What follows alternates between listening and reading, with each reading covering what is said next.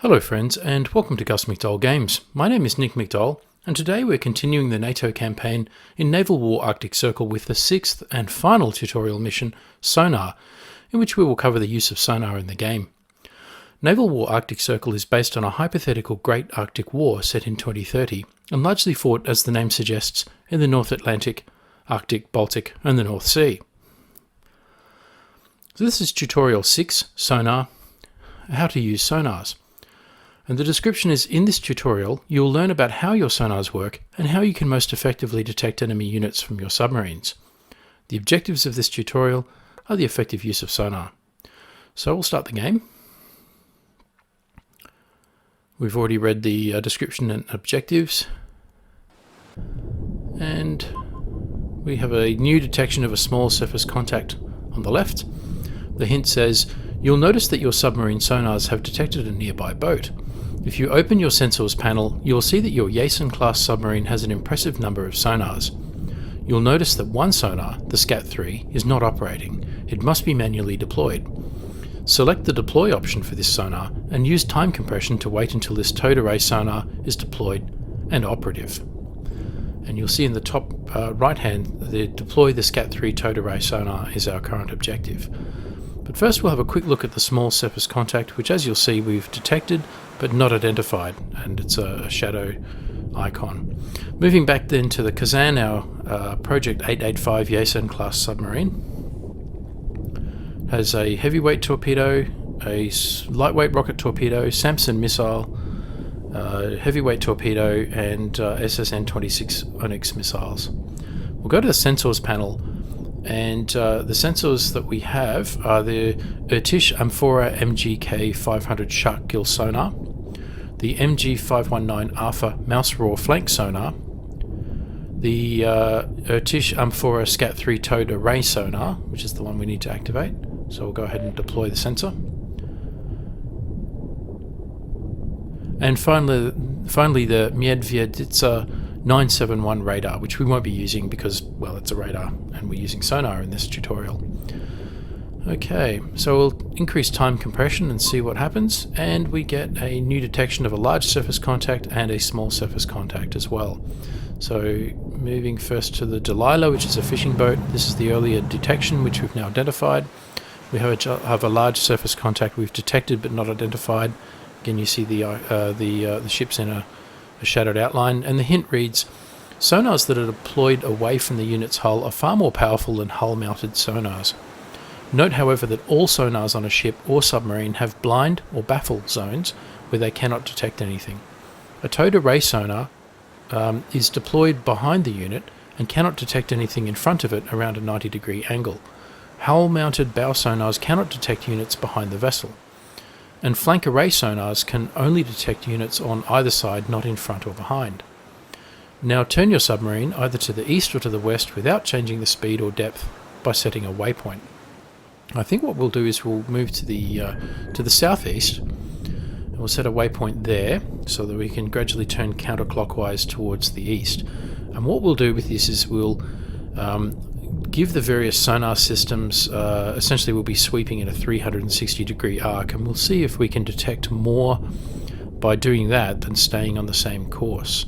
So, okay, so the hint says, note that towed array sonars do not operate at all when the unit speed is higher than slow. All sonars are far less effective at higher speeds. At cruise or above, your submarines will be practically blind. Also note that in a combat situation, a submarine will never use active sonar unless it is already detected. Units at speed are much more noisy and easier to detect by sonar than units moving slowly. Feel free to experiment with the speed and direction of your sub, taking care not to lose track of your targets. To complete this tutorial, use missiles or torpedoes to sink one of the targets. Okay, so our submarine, the Kazan, is moving at 25 kilometers an hour, which does seem a little fast to me. But what we'll do is it's moving towards the southeast. We'll move it now towards the northeast, but at the same time, 25 kilometers an hour, I think what we'll do is we'll bring down the speed, maybe to slow, because otherwise it's going to limit the ability of the sonar to detect anything. Okay. And we already have a new detection of a large surface contact, which is actually very close to us. And even though we were pointing directly towards it, we could not detect that contact, even at very close range, because we were unable to employ some of our sonars, like probably the towed array, for example, has now picked that up. So we'll continue our 360-degree sweep, clearing the baffles by moving to the northwest. And fans of the Hunt for Red October will remember the Crazy Ivan maneuver that was depicted in that movie. So now we'll move towards the southwest, and again we're now down to 10 kilometers an hour. We're moving counterclockwise, doing a 360-degree sweep to clear the baffles and to give our sonars the best chance of detecting all of the targets that might be there in the 360-degree view. So moving now back down to the southeast, and we'll see what we have. Okay, so we've got a large surface contact to the south.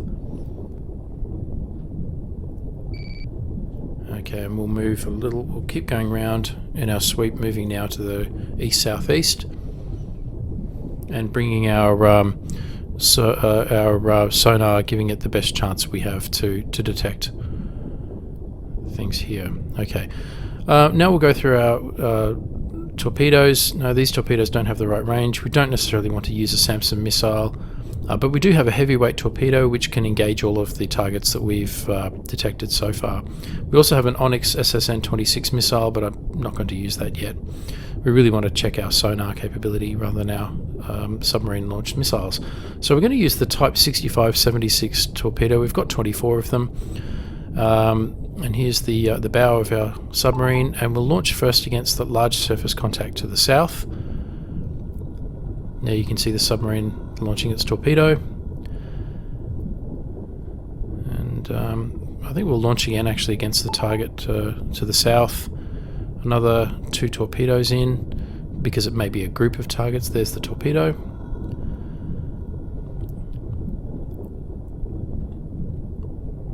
Okay. And we'll move ourselves to the southeast to see if we can keep those detections. While we're at it, we'll launch against the Game Changer, which is the oil tanker to the east. And there's the torpedo launching. We'll increase our time compression until we see these torpedoes going.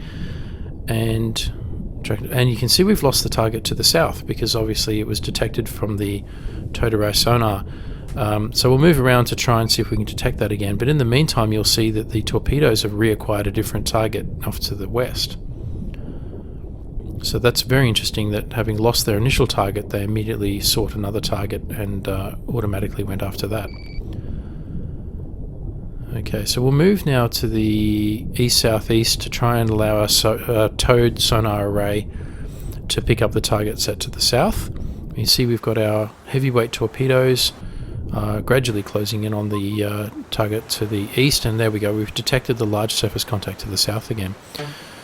Okay, but we cannot then retask our torpedoes, we cannot manually retarget them. So once they've lost that initial target, they automatically retargeted, but we can't then manually retarget them. However, if we look at the torpedo sonar, you can see you can change from active to passive sonar detection. And that's something you can do to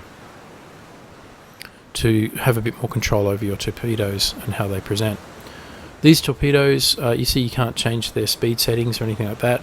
I'll leave these at active detection.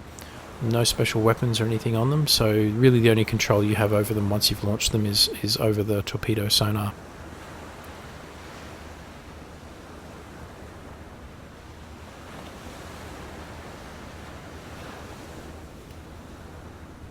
Okay, we'll speed up time a little bit.